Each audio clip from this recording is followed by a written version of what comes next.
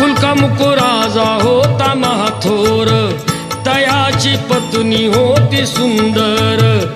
नदी किनारी एकदा त्यांनी घातली महापूजा दोघांनी.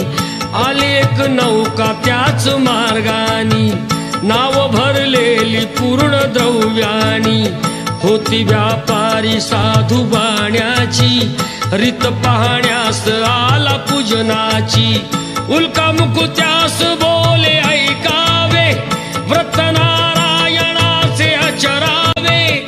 मनोइच्छित फळ मागावे, चरणी श्री हरीच्या लागावे. घराशी आला वाणी परतून, तयाची पत्नी होती शीलवान. तयास नव्हते काही संतान, केला नवस